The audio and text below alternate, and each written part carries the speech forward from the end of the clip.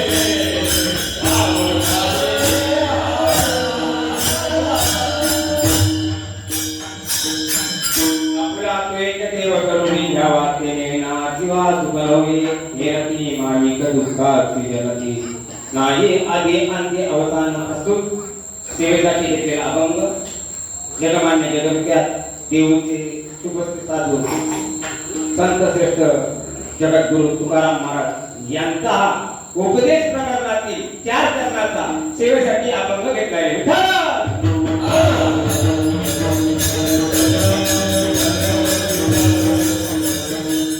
या अभंगात जगद्गुरु मानवी जीवनाला उपदेश करतायत. आता उपदेश करण्यासाठी वेळ आली म्हणून जगद्गुरु तुकाराम मानवी जीवाला, कारण मानवी जीवन एवढा चमत्कारी जीवन आहे. आपल्या मानवी जीवनाचे देव किती गणेशराव, आपले देव किती? हा 33 कोटी आपले देव. आता तुमच्या घरात नवरात्राचा उपवास आहे ना, आहे की नाही? अरे घातला की नाही नवरात्राचा उपवास? मग नवरात्र आली नवरात्रीचा उपवास, एकादशी आली की एकादशीचा उपवास, गुरुवार आला की दत्ताचा उपवास, शुक्रवार आला की संतोषी मातेचा उपवास. देव आहेत किती? त्याच्यातल्या शास्त्राने सांगितल्याप्रमाणे 12 आदित्य, 11 रुद्र, 8 वसु आणि 2 अश्विनी कुमार. हे आपलं खरं देव. पण आपण संख्या किती लावलेली आहे? 33 कोटी आपले देव. आणि त्याच्यातल्या त्याच्यात जगद्गुरु तुकाराम महाराजांनी सांगितलेले कुठला? अरे हाला भेद नका करू काही, कारण ब्रह्मदेवाचा जगाच्या पाठीवर कुठेच मंदिर नाही. फक्त हाय देव किती? 2. आणि ते 2 फक्त कसे आहेत? हरी हाला भेद नका करू काही वाद, एकाची हृदय कोणी साखर याच्या.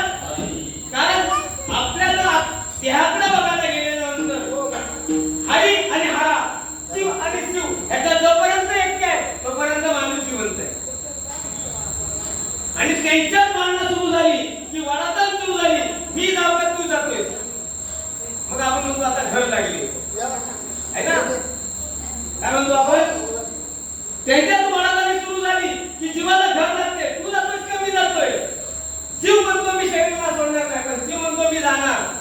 कारण एकदा वस्त्र जीर्ण झाली की ती टाकल्याशिवाय उपजेते नसते, ते पुनरुत्ती दिसते. हे घटिका येईल सगळ्या परिक्रम. संत श्रेष्ठ माऊली महाराज आपल्या सांगतात मानवी जीवन का अनेक कोणत्याचे जीवन बघा गेला. जन्माला मला तू आज म्हणून घ्या मरणार, पण मरण्याच्या अगोदर मरणाआधी सावधावे कीर्ती करून मरायच्या अगोदर. म्हणून जगद्गुरु तुकाराम महाराज मानवी जीवनाला उपदेश करतात. काय उपदेश करतात बाबांनो? पहिल्यांदा जीवनाला, मानवी जीवनाला जन्माला आल्यानंतर पहिला आपण एकच देव करायचा. अभंगाचा आपला देव करून गेला. देणे विना जीवा, त्याच्याशिवाय या जगात देहाला सुख नाही.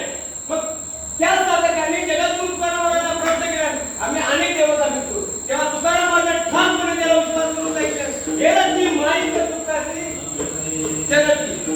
अरे हे पूजन देव पुस्तक ना, ते आज न उद्या तुला त्रास देणार आहे. आणि त्यांच्याकडे ताकद नाही आली आणखी, त्यांच्याकडे ताकदच नाही तुला सांभाळायची. मग आता कुठला देव आहे? तर अविनाश करे आपली आहे ते जावी म्हणणार विषय. या भगवंताने जर तुला वेळ लागला तर तोच भगवंत तुला अविनाशी पदाला घेऊन सोडली. अभंगाचा तृतीय चरण. आणि मग मानवी जीवन तवत नव्हते तुका म्हणे एक मरणाची सरे उत्तमाची उठे.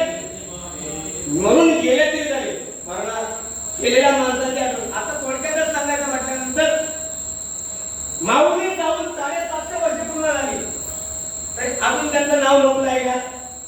तुकाराम महाराज जाऊन 450 वर्ष झाली, तुकाराम महाराजचं नाव होय. माझ्यासारखे येण्यासारखे माझ्या जर महाराज गेले असते तरी पण घडोघडी मी त्यांची आठवण काढल्याशिवाय तुका म्हणे एक मरणाची सरी उत्तमाची उठे.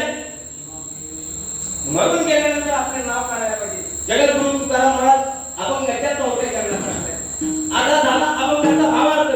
आता थोडक्यात थोडासा प्रयास द्यायचा म्हटल्यानंतर आज भगवान पदस्पर्शाने पावन झाली कोकण भूमी. आणि या कोकण भूमीला असणारी खेड तालुका आणि खेड तालुक्यात असणारी धामणदेवी गाव आणि त्या धामणदेवी गावाची ग्रामदेवता माझी आई सुताई सोनाई काकाई हिच्या भव्य आणि दिव्य मंदिरात आजची कीर्तन रूपी सेवा माझ्या ट्रेनवाडी तर्फे माझ्यासारख्या अज्ञान पामराकडे मी काय कीर्तन करायला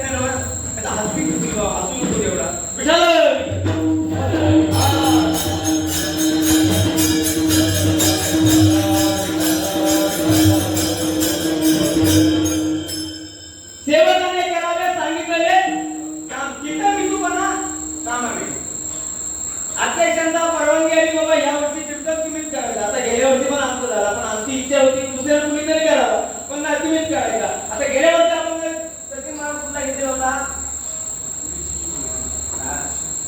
नाही, खाव गाडी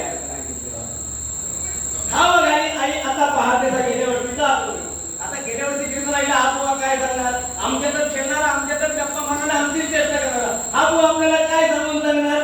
हे प्रपंचाच्या 4 गोष्टी सांगू शकते, त्याच्या व्यतिरिक्त काय सांगू शकत? आत्मज्ञान सांगायचं आपली लायकी नाही. म्हणून ती माझ्या वेळेवर, कारण सगळ्यांच्या पाया माझ्या दंडवत आपण आले चित्त शुद्ध करा, है ना. पुढे भांडार घाण्याचा हा मालक, मी तो हा मालक हरवायचा. या प्रमाणे आता भरपूर कोठार म्हणून गेले, त्याच्यात मी हमान म्हणून मी स्वतःचा कामगिरी पत्करली. ती कामगिरी परिपूर्ण करण्यासाठी माझ्या आई सुनाई जोडायकांचे मला सदैव बुद्धी देतो आणि या बसलेल्या सर्व शिक्षणांचा मनोरंजन प्राप्त होऊन आणि त्याला सद्बुद्धी लागो की आईच्या चरणावर विनंती करतो आणि कीर्तनला सोबत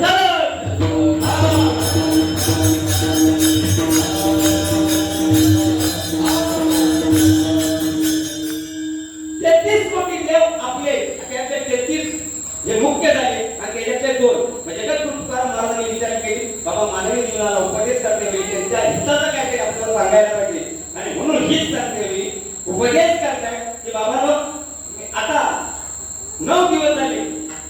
आज नवरात्र उत्सव, शारदीय नवरात्र उत्सवाच्या निमित्ताने आज प्रत्येक रत्नागिरी जिल्ह्यामध्ये नवे महाराष्ट्रभर देवीच्या मंदिरात घटस्थापना आणि तिचा उत्सव चालू असते. आता हा उत्सव कशासाठी केलेला आहे? महिषासूर नावाचा राक्षस जन्माला आला आणि देव आणि दानवांची पळापळ करून टाकली. कुठल्याही देवाला तो आवडत नव्हता. महिषासूर नावाचा राक्षस कुठल्याही देवाला, विष्णू गेला विष्णूला हरवला, शंकर गेला शंकर, आधी सर्व देवता गेली, पण सर्वांना हरवून मोकळा झाला. मग तिघांनी बसून विचार केले, बाबा आता करायचं तर काय करायचं? तिघांच्या दिव्य शक्तीचा जी प्रगट झाली ती कुठली देवी? अनादी अंबिका भगवती, अनादी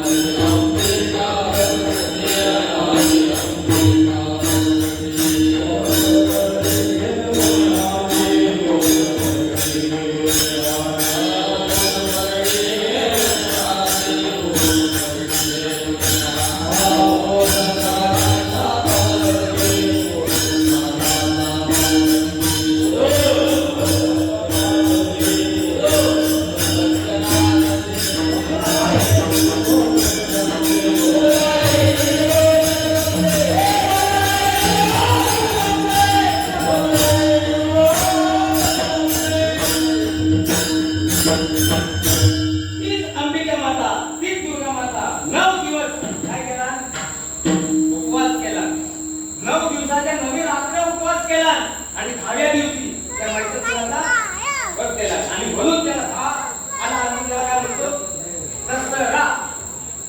त्या 10व्या दिवशी त्या मैत्रिणीला वध केल्याच्या नंतर दुर्गा आपल्या सिंहासनावर उभी राहिली आणि असा हा नवरात्र उत्सव सर्व आपल्या कुलस्वामीच्या करतात. आता प्रत्येकाच्या सवडीनुसार आता काय महिला काय जण चप्पलच घालीत नाही, काय जण 9 दिवस उपवास करतात, काय जण 9 दिवस तर भोपळ्याची भाजी करतात, नंतर काय खातात बगर खातात ना, काहीतरी खात बगर दूध खातात ना. असा हा 9 दिवसाचा उपवास. पण संकट ते माऊली सांगते तुम्ही शरीराला न मिळणावे, तुम्ही शरीराला तुम्ही व्रत नियम ना करावे. का करायचा? आता हे बघा, आता हा दसरा आहे. आता दसरा झाल्याच्या नंतर पुढे येणार कार्तिक आणि कार्तिकाच्या नंतर पुढे जायचे परत मार्गशीर्ष. आता मार्गशीर्षानंतर 4 दिवसाची मजा आहे तुमची, है की नाही? आता जेव्हा चालू झाल्याच्या नंतर काय लोकांनी त्या नावाच्या देवी बनवली, है ना, देवी बनवली, काय जणांनी कुठं बनवली. आणि आता ते मार्गशीर्ष संपला की कुठे नाम ठेवता? मार्गशीर्ष संपला की नेऊन ठेवता कुठे? तिथं कधी परत बरा त्या देवीची पूजा करते वेळी ती देवी आहे कोण? लक्ष्मी आहे. आणि लक्ष्मीचा पती काय? विष्णू आहे.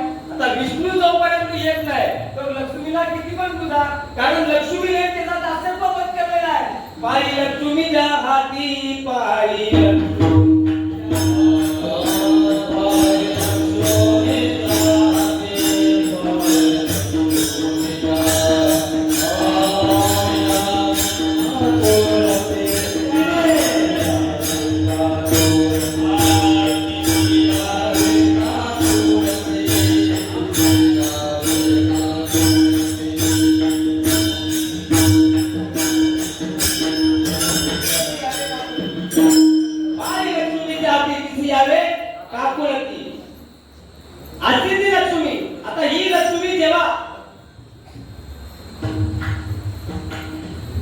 भगवंताने काय केला, सागर मंथन केला, समुद्र मंथन केला, तेव्हा लक्ष्मी माता त्याच्यातून पहिल्या नंबरची जो रत्न निघाला ती कोण आहे, लक्ष्मी माता. आणि लक्ष्मी मातेच्या सागर मंथन जेव्हा बाहेर आली आणि बाहेर आल्यानंतर पहिला चेहरा बघितला तो कोणाचा, भगवान विष्णूंचा. आणि विष्णूंचा चेहरा बघितल्यानंतर ती मोहित झाली आणि तिने त्याच्या पाठीत लागली की मला तुम्ही पत्नी करून.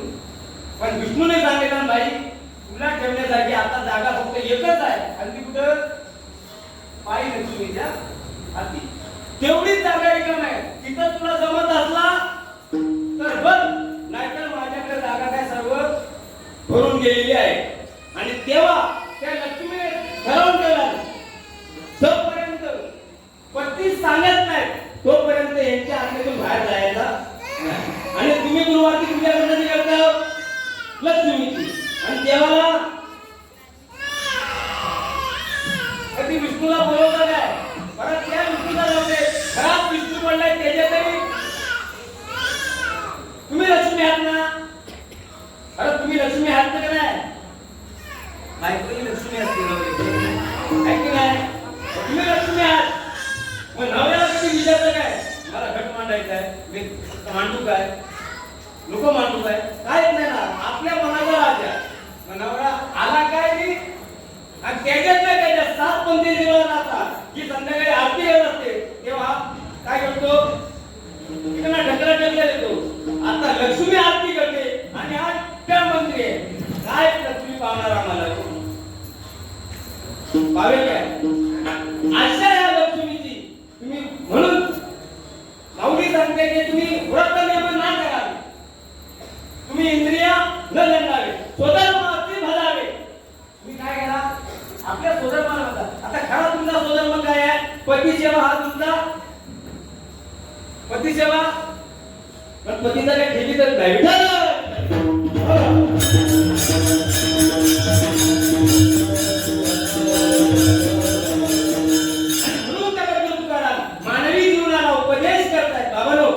सर्वात जन्माला आल्यानंतर पहिल्यांदा एकच करा आणि तो कुठला करा तो आपण घालता.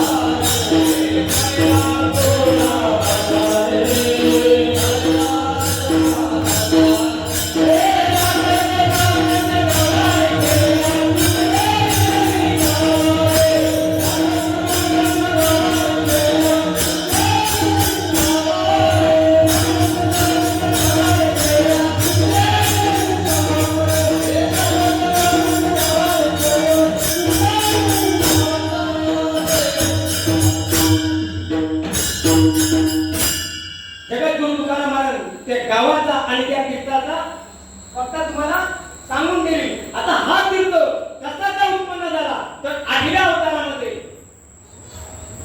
राधा आणि कोण ही भक्ती प्रेमामध्ये एवढी दंगन गेलेली राधा एक दिवशी भगवान श्रीकृष्णाच्या मांडी येऊन बसली आणि रुक्मिणी मातेने पाहिलं की आज भक्ती होती ती, पण रुक्मिणी मातेने वेगळाच अर्थ लावला आणि रागान आली ती पंढरपूर क्षेत्रामध्ये येऊन आणि बसली. जेव्हा नव्हते तेव्हा होते पंढरपूर. या जगाच्या पाठीवर कुठेच गाव नव्हता, कुठेच भूमी नव्हती आणि म्हणून भगवंताने ती पंढरपूर नगरी पहिल्यांदा निर्माण केली आणि ती कुठे बसवली तर भीमा तिने एक बसविले नगर, त्याचे नाव पंढरपूर. आता मग तिथे काय आहे? राजेश कुमार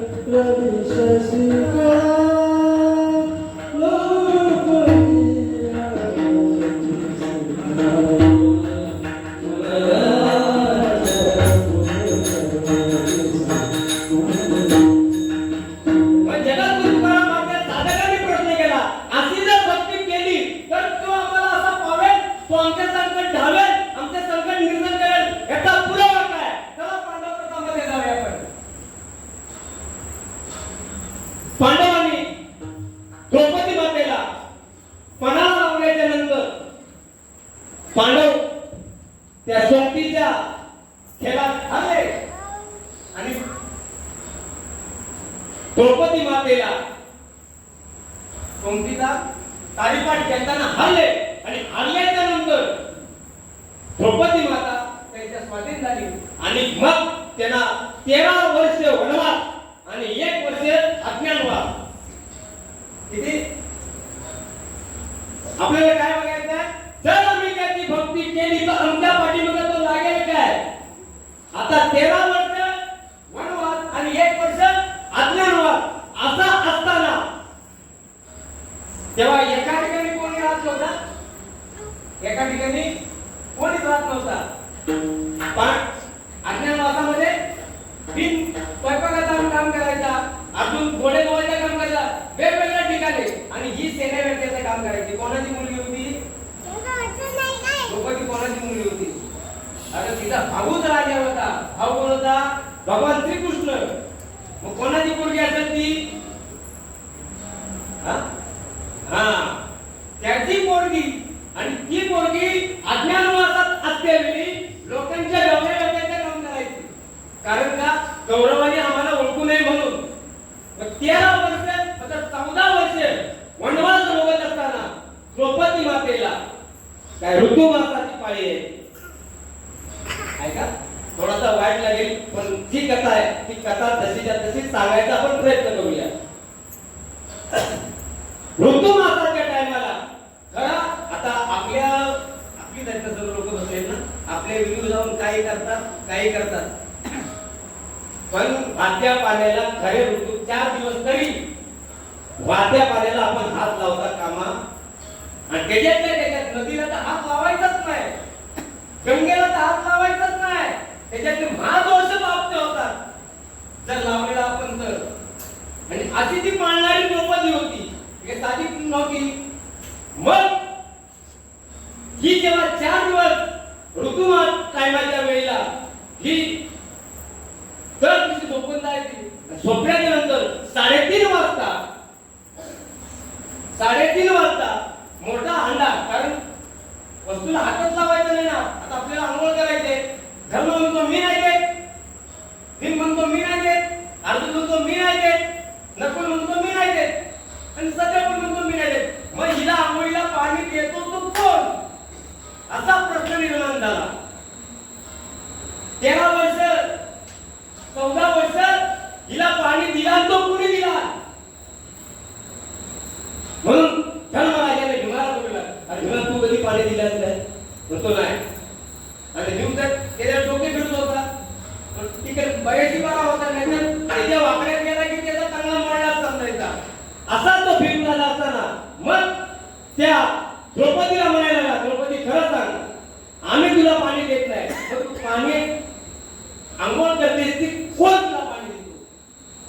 तिथं संशयाचा भूत निर्माण झाला आणि द्रौपदीला ते नाही ते बोलायला लागला. मग आता ह्या संकटाचा निरसन करणार तो कोणच करणार. पण भगवान श्रीकृष्णाला बोलवली की बाबा बघ कृष्णा, आज तुझी बहीण आमच्या संघाची आहे, आमच्या 5 जणांची एक बायको आहे. पण आज आम्हाला असं जरा वाईट वाटतोय की तुझी बहीण आम्ही 5 जण कोणी पाणी देत नाही, महिला पाणी देतो तो कोण. आता अर्जुन कृष्णाला प्रश्न विचारल्यानंतर कृष्ण म्हणायला लागला मी पण नाही देत.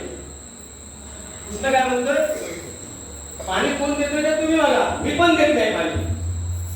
आणि भगवान श्रीकृष्ण निघून गेले आणि निघून जात असताना द्रौपदी म्हणायला लागली आता ह्याच्याशिवाय आपला हा पडलेला जो शाप आहे, दोष आहे, तो ह्याच्याशिवाय कोण आपला निस्तरणार नाही. म्हणून धावत द्रौपदी त्याच्या पाठीमागे गेली. कृष्णाला थांब एका झाडाच्या पाठीमागे गेली आणि भगवान श्रीकृष्णाला द्रौपदी म्हणाले दादा खरंच जर तुला जर मी राखी बांधली असेल ना तर खरंच चांगले.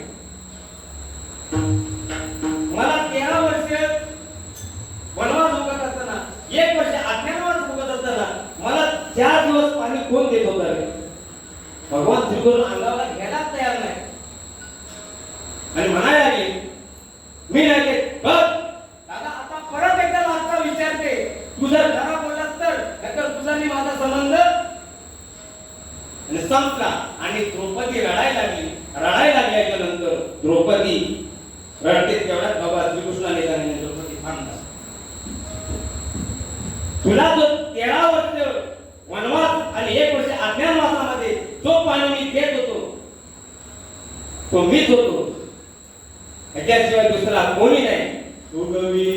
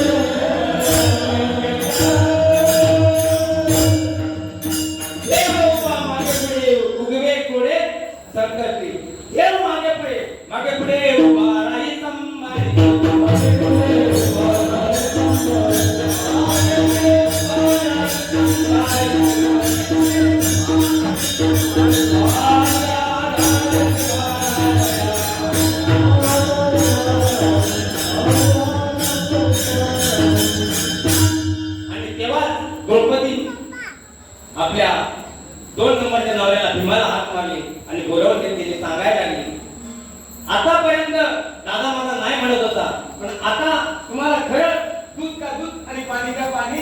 आता याला विचारा, मला 13 वर्ष आणि 1 वर्ष अज्ञातवासामध्ये मला 4 दिवसात जो पाणी देत होता तो ह्याच्याशिवाय दुसरा कोण नाही. आणि म्हणून मी माझ्यावरती संशय घेत आहे. कारण जेव्हा द्रौपदीने केलं काय तर रात्री दिवस काय केला, भगवंताचा नाव घेतला आणि नाव घेतल्यामुळे तो देव तुम्ही आपलासा केला. म्हणून उगवी कोडे जगद्गुरु तुकाराम महाराज या अभंगाच्या पहिल्या चरणात सांगतात की बाबांनो मानवी जीवन प्राप्त झाला तो देव आपलासा करा. मग सर्व साधकांनी सांगायला लागले बाबा तो तर आम्ही केलेला आहे, पण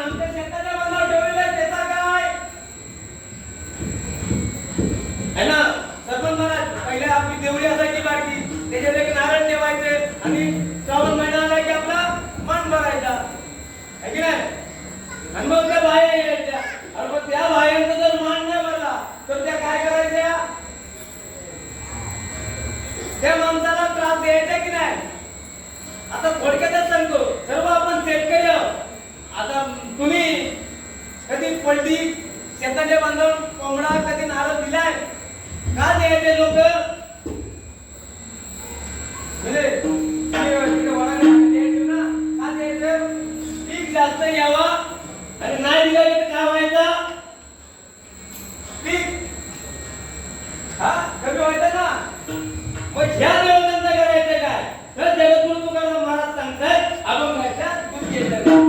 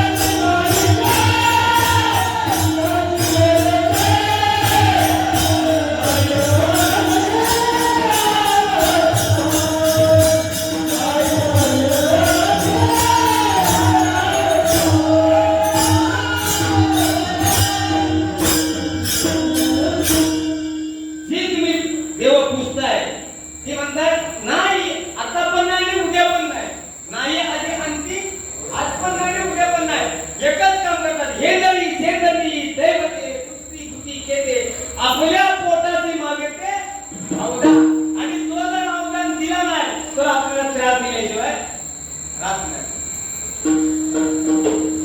आपण जर नाही त्याला नारळ दिला त्याला तर आमच्याचा नारळ देतो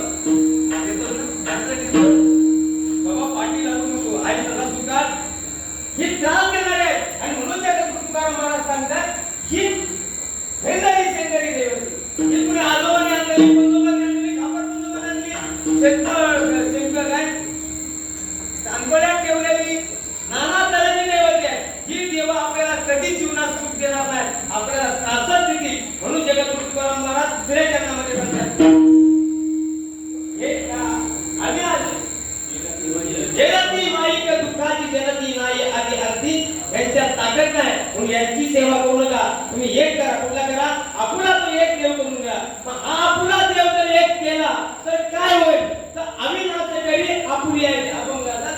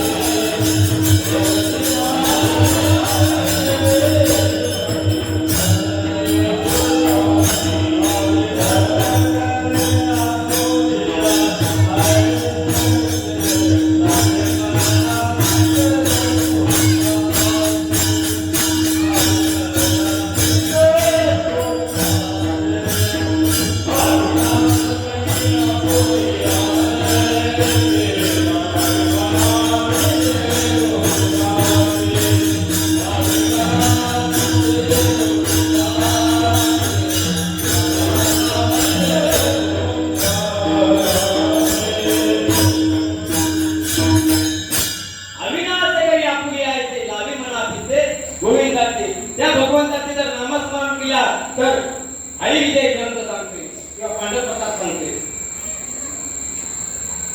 भगवान एका ब्रह्मजापानंतर 56 कोटी यादव काय म्हणाल होते महाराज आणि एकटा जाणार होता है ना.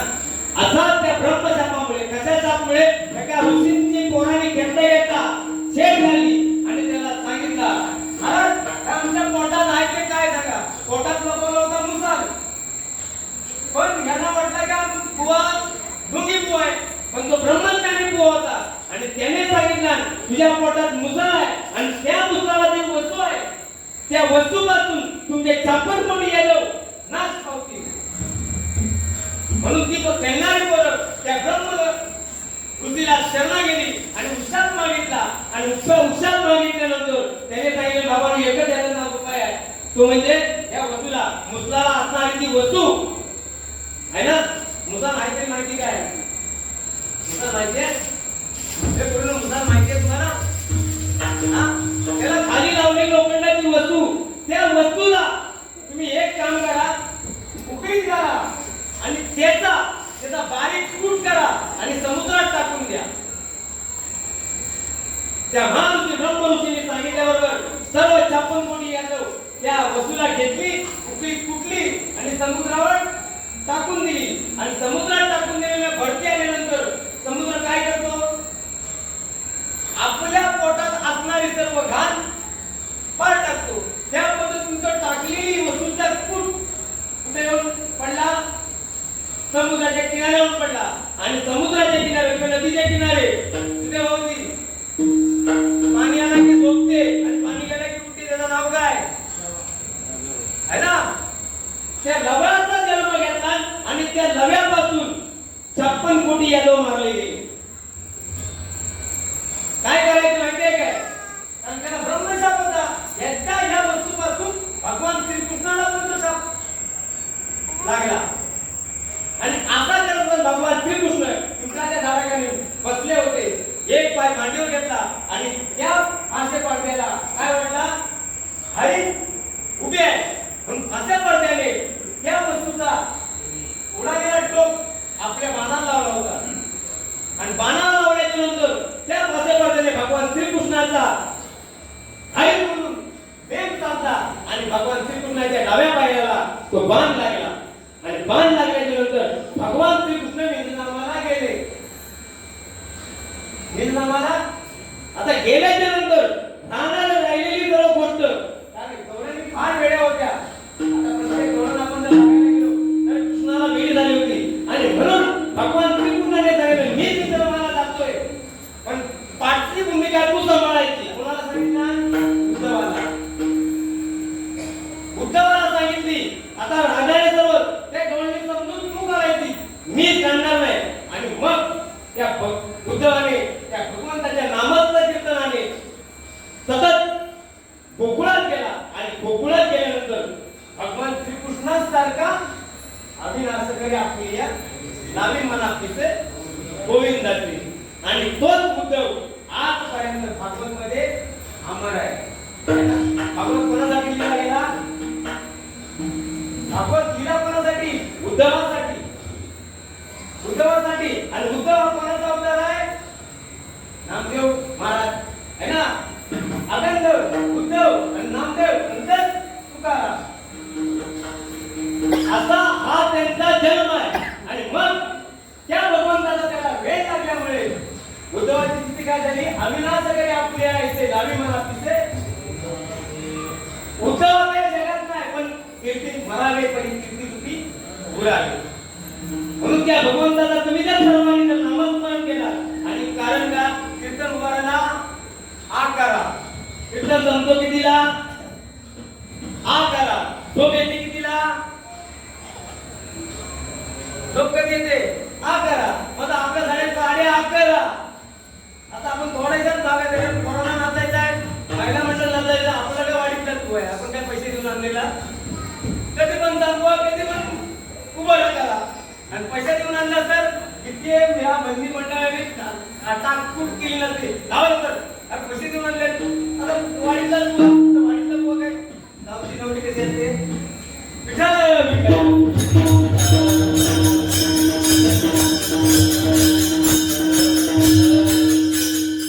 तोच उद्धव गोकुळात गेल्यानंतर गोकुळात भगवान श्रीकृष्णासारखा दिसायला लागला. काय? सर्व गवळणी वेड्या झाल्या त्याच्या प्रेमापुढे, त्याच्या भक्तीवर. त्याला भक्ती वाटली.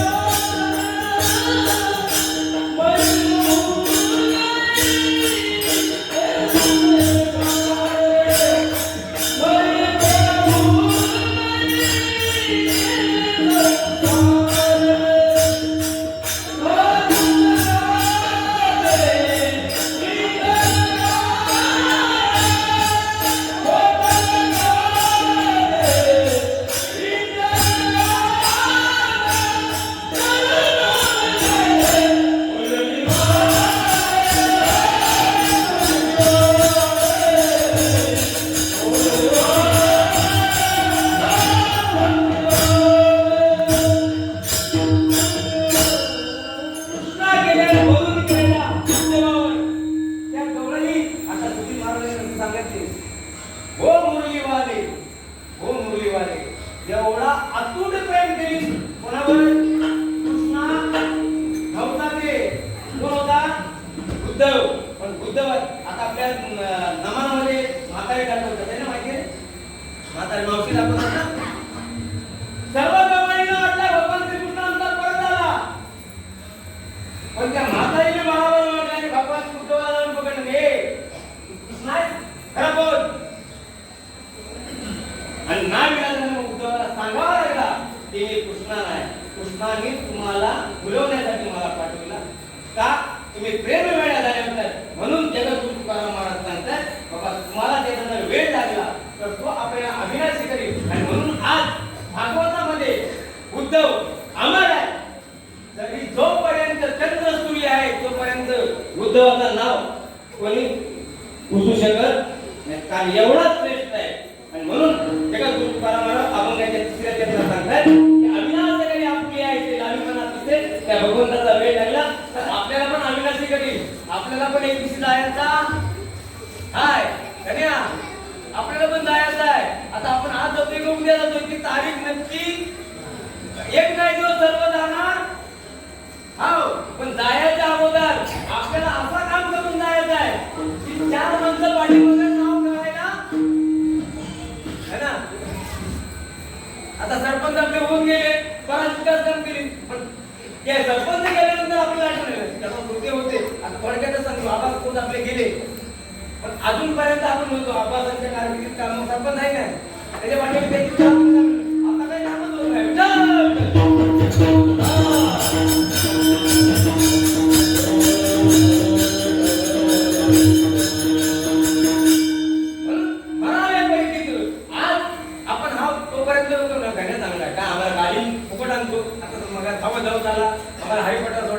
पैसे घेऊन विठ्ठल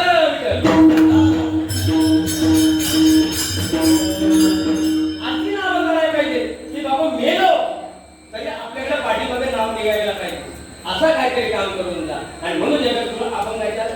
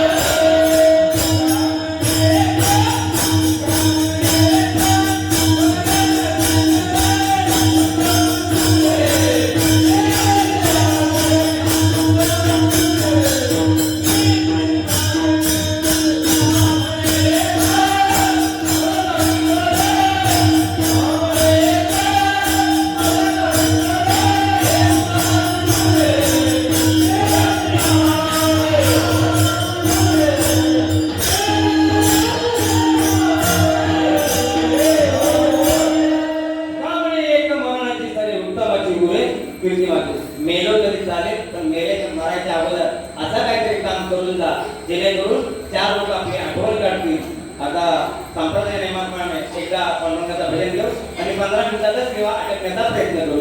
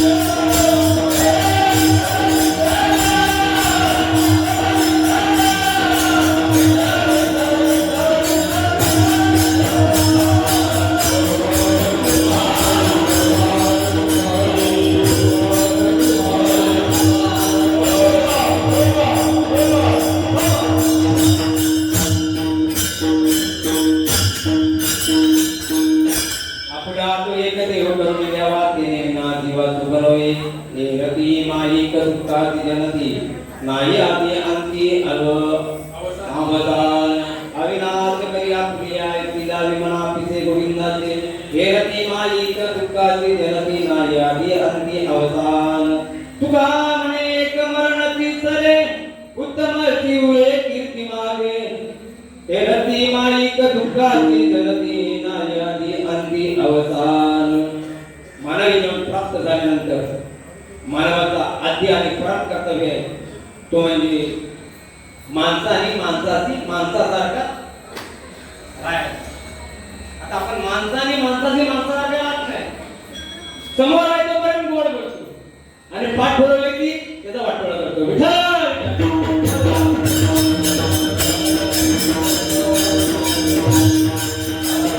जीवनात आपल्याला चांगला करता नाही आला गणेश महाराज आपल्याला चांगला करता नाही आला तर वाईट काही करू नका काय आणि तरच तुका म्हणे एक मरणाची शरीर उत्तमाची गुरे विद्यमान. जगद्गुरु तुकाराम महाराज मरून वैकुंठवासी गमन करून आज 450 वर्ष पूर्ण झाली. अंबाजी कोणाने एवढा जगद्गुरु तुकाराम महाराजांना मारला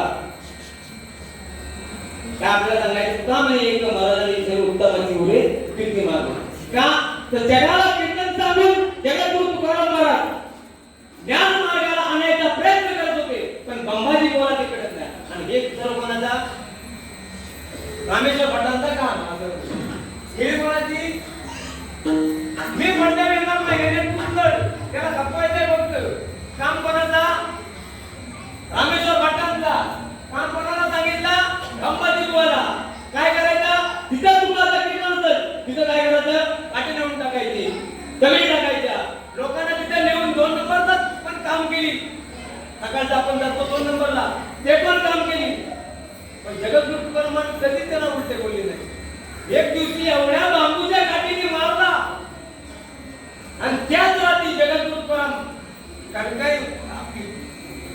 आईला काय दिलं ना बरा महाराज ऐका ना जाऊ विचारताय कुठे चाललात काय तुला सांगू त्या बंबाजी बुवांनी मला पेपरात एवढा मारला तर काठी मोडली त्यांचे हात दुखत असतील आणि ते हात दुखत असतील म्हणून त्याला तेल लावायचं काय मी जर तुला मारली तर काय म्हणतील नाट्यावर भेट तुला दाखवतो बरोबर कसा आहे पण त्या जगातून तुला त्यांच्या हाताला जाऊन तेल लावला त्यांचा मालिश केला आणि तेच बंबाजी बुवा जेव्हा वैकुंठ माणसाला गमन गेली बंबाजी काय सांगितलं त्या रामेश्वर भटाने काय तुका विष्णू नाही तुझ्या